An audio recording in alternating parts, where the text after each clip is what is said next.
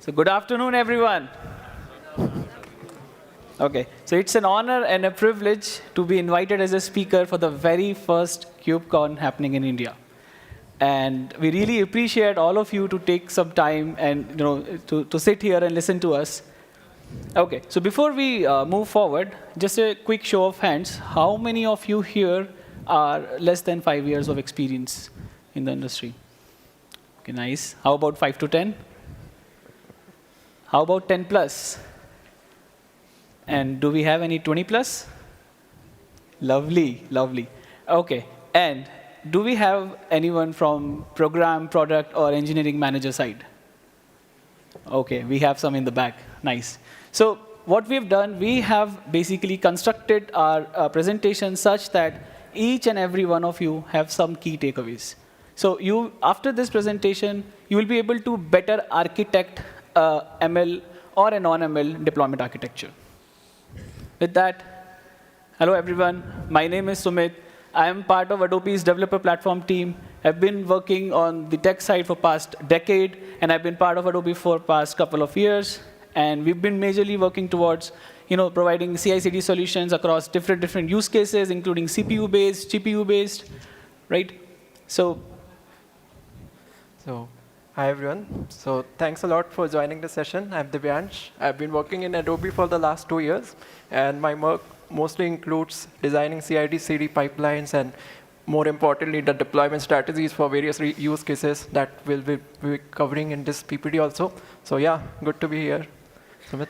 I don't know why I keep on forgetting Divyansh, man. All right. So before we jump into our presentation, I want every one of you to just look at this chart. Okay. So throughout the presentation, we're going to talk about different deployment strategies. That's our x-axis here. And we also going to talk about how they are relevant with different architectures. The y-axis here is showing the monthly cost that it can incur to you depending upon which strategy you choose. Now, interestingly, what we did, we removed the names and we put them in numbers. So throughout the presentation, we're going to give you some use cases, some techniques, and all that. And in the end, we're going to have a poll where we'll ask you guys, what do you think, which one are the last two ones? So we're going to focus on the yellow ones and the pink one. And let's see who guesses it right. With that thought, I'm going to ask Divyansh to talk about something. But before we do that, let's just quickly cover what we're going to talk about today. So we will be talking a little bit about progressive delivery. Primarily, we'll focus the key techniques and strategies which are going to help you to understand the various aspects of progressive delivery. And then we'll also touch up a little bit about the generative AI architectures, particularly in the deployment perspective. Okay? And once we have all those contexts, we'll talk about why we think that GenAI plays a big role when it comes to progressive delivery. With that, we're going to use various techniques, various strategies to help you decide which strategies fit in what business use case. So once we do that, we're going to talk about the best practices, the key takeaways. And with that thought, I'm going to hand it off to Divyansh. Thanks a lot, Sumit, for such a nice introduction. So I would actually like to know from you guys how many of you are actually using continuous deployment in your work. Can I see hands? Like, how many of you are using? Oh, that's cool. A lot of you are using.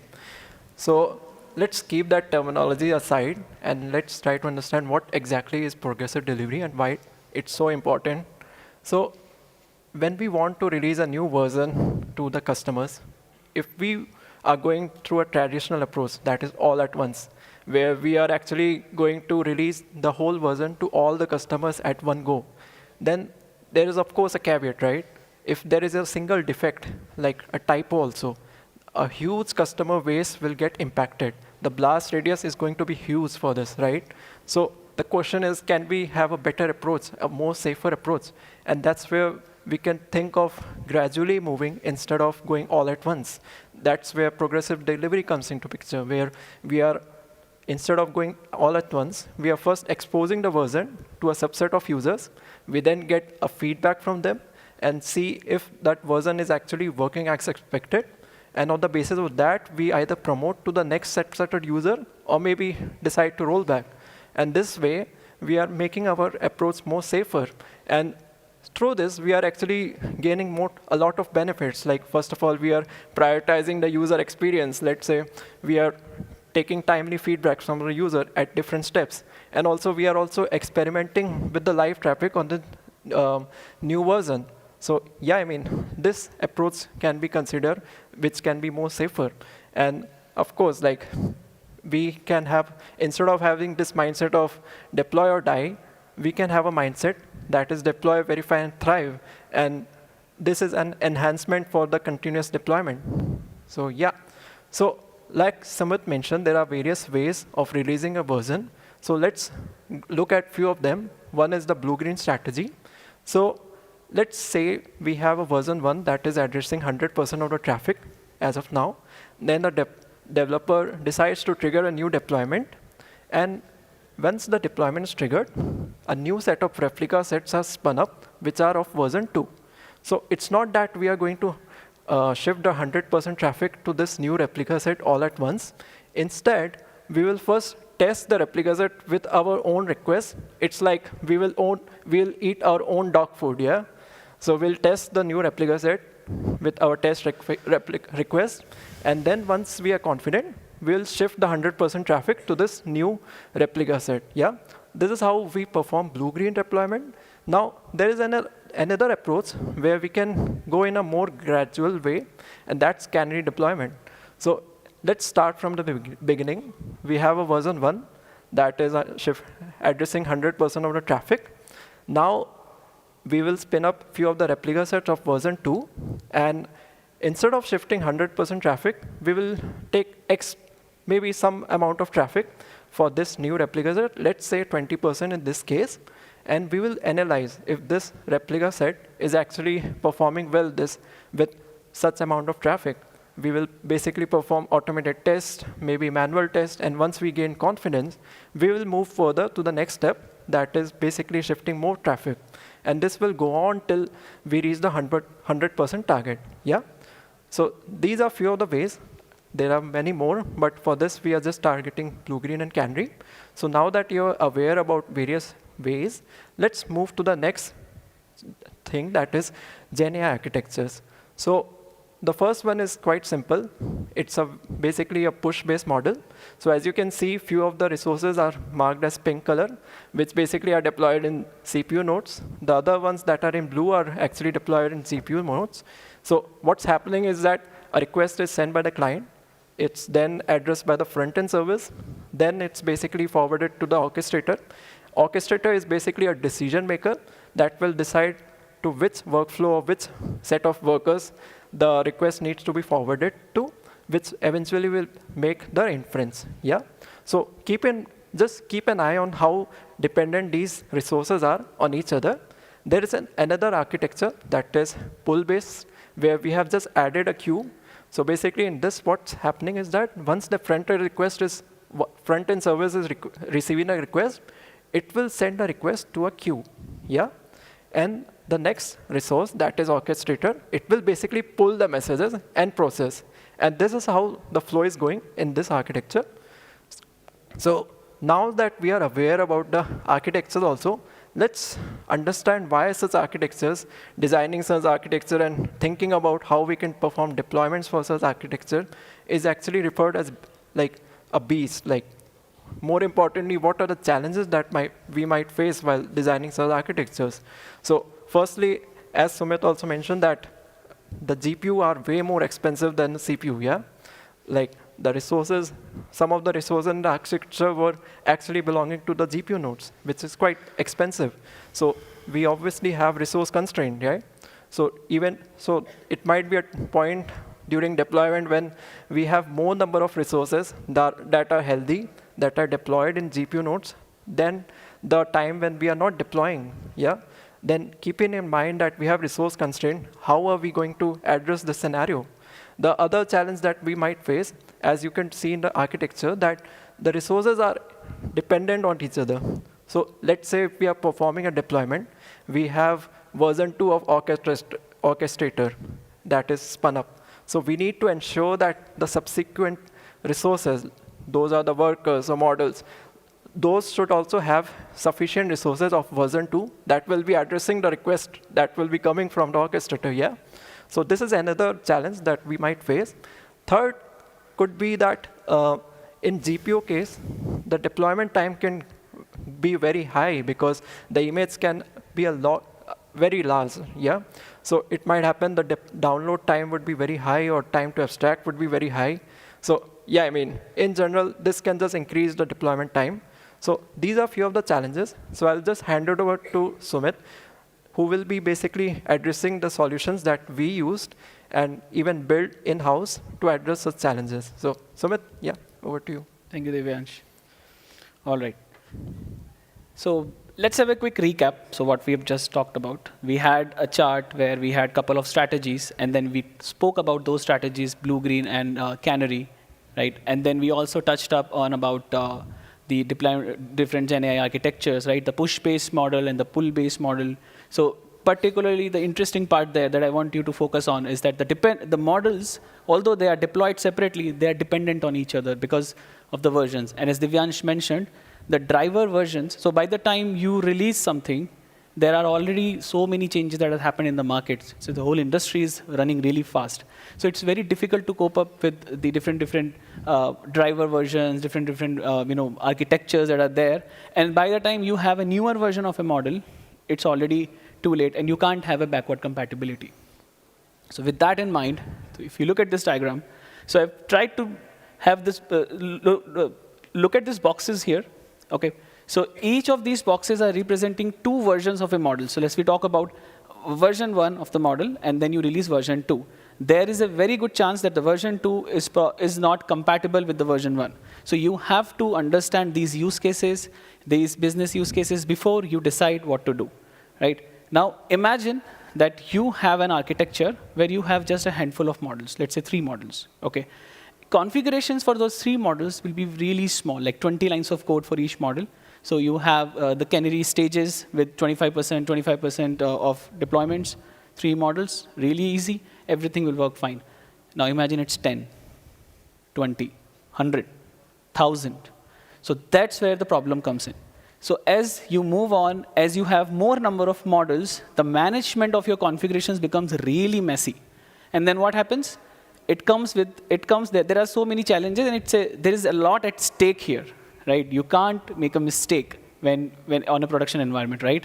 But you still have to manage, and you still have to serve the business needs. So what do? So we faced this challenge, and we came up with a very simple and elegant solution, and we call it rollout orchestrator. So what's a rollout orchestrator? So it basically an interface on top of Argo rollouts, and it leverages Argo rollouts APIs to manage the life cycle of your canary deployments. So how it happens? If you look at the right side, it's very neatly designed. There is a very specific set of code here that mentions that what type of models or what type of deployments, in this case, you want to move forward, right? You want to promote. So you see there are 2 groups. For this example, there are 2 groups. The group 1, okay. So the group 1 has all the models which are there, and the group 2 has a front-end service. Now, why it is like this? So imagine you have a front-end service, and you have a set of models which are handling those requests. Your front-end service, you deploy it first, and your model you deploy later. So a new version of request will be coming from front-end service, but there's no one to respond to, and that's a bad use case. So you want to make sure that all of the dependent models are deployed before anyone which is dependent on that in beginning of the pipeline. So that's how you do the front end. Now you can imagine if you even have thousands of models, it's very easy to combine them and put them like this. And there is no one stopping you to create another version on top of that, which also groups, if you have really large, even 10,000, you can also manage that.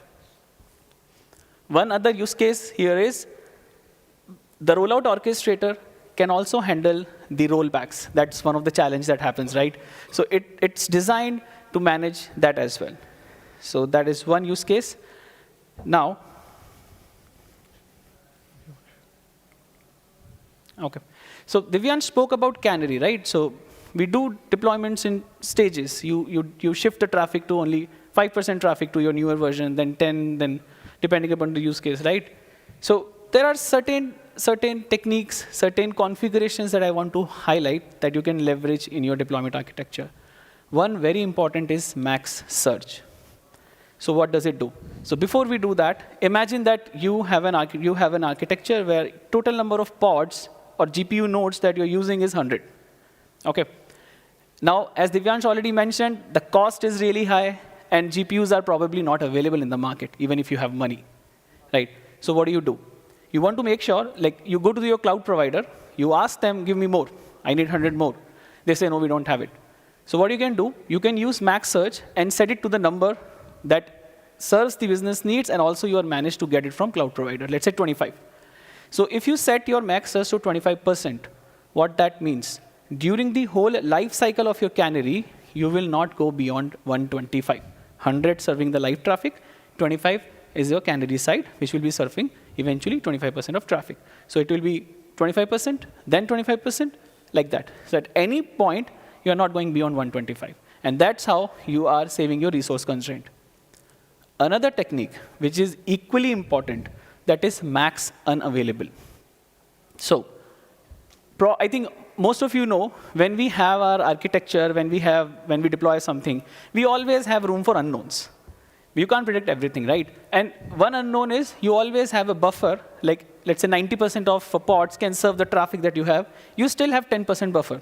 It's an example, right? So that unknowns are handled.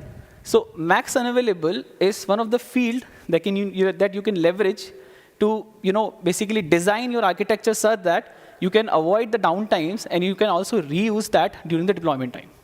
So what you can do is you can set your max unavailable to 0. When you set it to 0, you are explicitly telling your controller, under any circumstances, I don't want my deployment or my number of pods to go less than 100. You can set it to 90 also. That means you're telling your controller, it's OK if you want to go to 90. I can handle that. And the 10% you can use for the deployment. So now you have more buffer in your max surge. You can now go for 35%, right? So that's how it's very important to understand the business use case and also align it with these configurations. And finally, we're talking about the rollouts, gradual rollouts and all that. So when you do that, there are certain ways that you can test those rollouts. So you can do UT, you can write ITs, you can run some sort of automations, manual testing, right? And then also, there is something called canary analysis. So what you can do is, at the initial stage, let's say you say 5% of the traffic should move to the newer version of the deployment. On top of that, you have written some error templates or analysis templates, which allows you to monitor what's your error rate in this example. For example, let's say 404s. We all know about 404s, right? So you get 404s, 503, 500, right? The error rate template will let you know that there is something that went wrong. Now this is very useful and very powerful, but there is a little problem about this. Let's say we have these 4 sections. I serve the traffic 25% to these guys. They say, OK, no, there is an error rate, there is a problem. Though I am able to identify the problem in my deployment, I'll fix that. But this 25% of folks their experience have been bad, right? So we messed up with the user experience, and in certain scenarios, you can avoid that. So with that, I want to introduce and explain about traffic mirroring. It's a very powerful, very, very interesting use case, the very interesting technique that you can use. OK, so now imagine that you have a deployment. Okay, you have considered all the use cases. You have the best developers, you have best QA team, everybody is best in their fields. And they've done everything that they can do. You have right amount of use cases, you have complete automation, test data, right? Now you deploy your version, but what happens, like there are always room for unknowns. So imagine that your researcher team is working on a new model, okay? They basically train your model, they do everything, they spend a lot of time, but by the time they release that model, there is already a lot of unknown that happened. Maybe immediately, maybe some time back. Like India won 2 cricket World Cups by the time it happens. Or Donald Trump becomes president. So these are unknowns. When you did it, it was not happening, it was not working. So these use cases, it's always important to know what's going to happen, how you can achieve it. That's when this particular diagram, I'll show you. On the left side, there is this mirror request, or on the right side, this is the original request. So the green side, I'm representing the existing architecture. You have the user base, they're serving the traffic, it's going to your infrastructure, everything is working smoothly, right? What interestingly you're doing is, both during the development time and during the deployment time, you are mirroring the request and sending it to another set of deployment. Now this deployment could be set of models, could be set of GPUs, could be anything. Interestingly, what happens, you can discard the response, but now you are testing against the real traffic. And that's really useful in the world of GenAI. So, but you have to remember one thing. When you do this, it could backfire. So you have to make sure when you duplicate the request, you don't duplicate the post request. You don't want to update the resource twice, right? You don't want to mess up your database. So we keep that in mind. Now, let's come back to the first slide that we had. So do we have any guesses, like which one would be the pink one and which one would be the yellow one?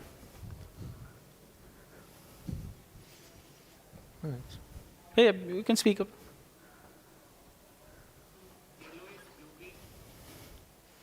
That's bang on. Yeah. That's bang on. So see, we talked about various aspects, right? And at some point, when you actually think about this, at some point you think, no. Blue-green should be the less, and canary should be the more. Because you see, the assumptions that we have made, which are very close to the real-life examples, that blue-green, even though it consumes the 100% at a time, but it takes very less time. Because you're saving a lot of time, you're saving a lot of time in releasing in stages, right? Compared to canary, which is taking 4 hours. Because 10%, then you'll do some testing, then 10%, then 10%, right? So again, so to reiterate, based on the assumptions that we have made with 4 hours for canary and 2 hours for blue-green, additionally, a deployment frequency is around 5 for every month. And we got this number from one of the cloud providers. And it's P4D 24x large VM, which costs somewhere around $30 to $35 every hour. Now, interestingly, you note that the first 3 columns are showing you the prices for deployment, not your runtime. So I want to emphasize on that. This particular pricing is not for supporting your runtime. It is just for the deployment duration. You see, with the number of models increasing, how significant the cost is increasing here, right? And with that thought, I'm going to ask you, each and every one of you, just think, with all the architectures that you have seen in your org, in your project and all that, is that the right architecture? Is it using the right configuration? Or can we improve it, right? You can reference to this table and then create a map and see whether a little change in max surge, max unavailable, or some of these configurations would help. Maybe choosing the right strategy. Okay?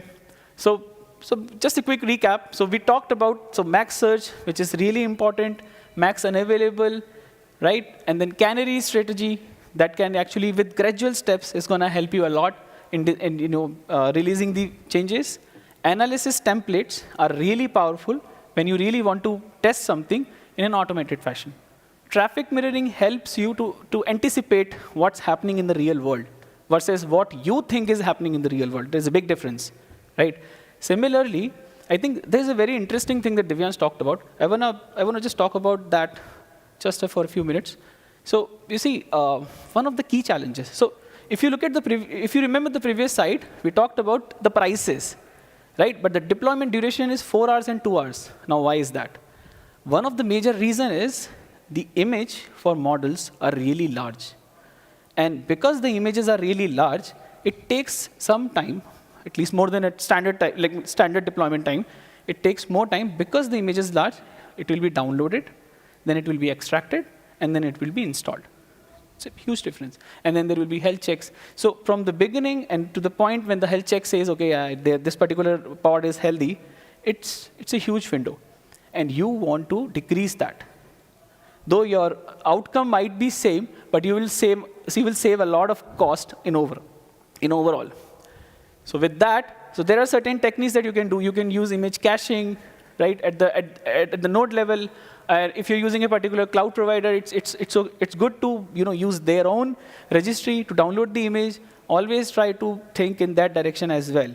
You can use certain image compression techniques, which will allow you to reduce the size of the images, right? Try to break down your images rather than a single image. It's gonna help. So with that, I'm gonna open the stage for questions if you have any.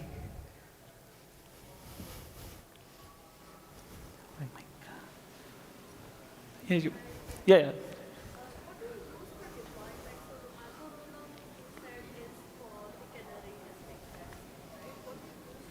So majorly we use Argo rollouts only. So the question was, yeah, sorry.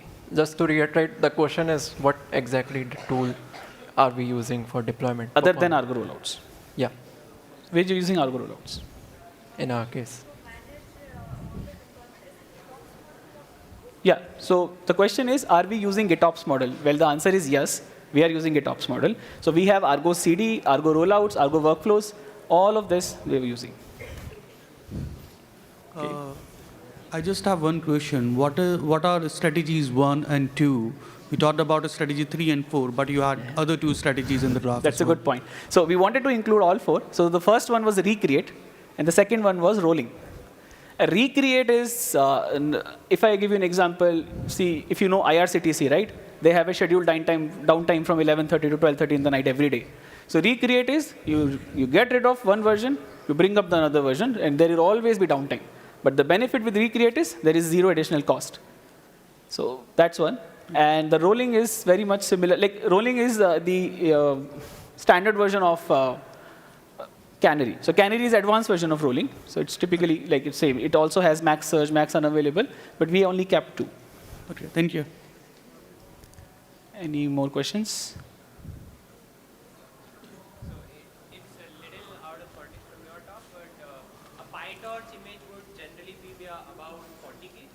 So have you found any breakthroughs into getting it down? Like even if you download from ECR, it's gonna take a while. 40 gigs is a lot. So, have you found any techniques around that? Sure. So the question is, a PyTorch image typically takes around 40 gigs of space. And while there are certain strategies available, what have we done, what have we used so far, right?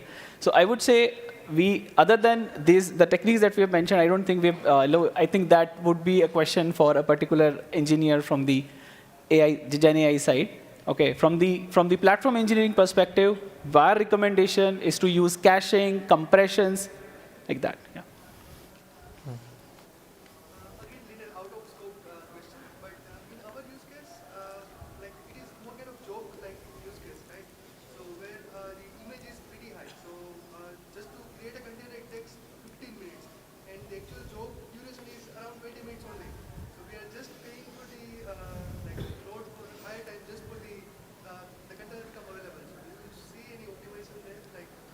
Okay, so it's a very good question, and I think all of you might be able to relate it. So the question is, so they have jobs, and the startup time of job itself is 15 minutes, and the execution time is 20 minutes. So you are paying tax. So that's a good question. So there are always trade-offs, and I think while there is scope for improvements in these areas, I think you can improvise based on the use case. For example, if your image has something that you can cache at a different level. For example, if you have combination of images, if you're downloading some libraries like your Docker images, keep that as cached.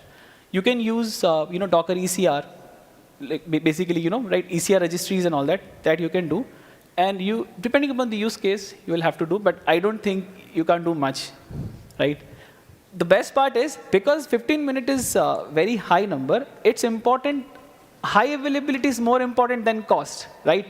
So you don't want people to wait for 15 minutes just because your container is coming up. So what you can do is you can always have some in buffer, ready to serve, right? So you have to improvise based on business use case.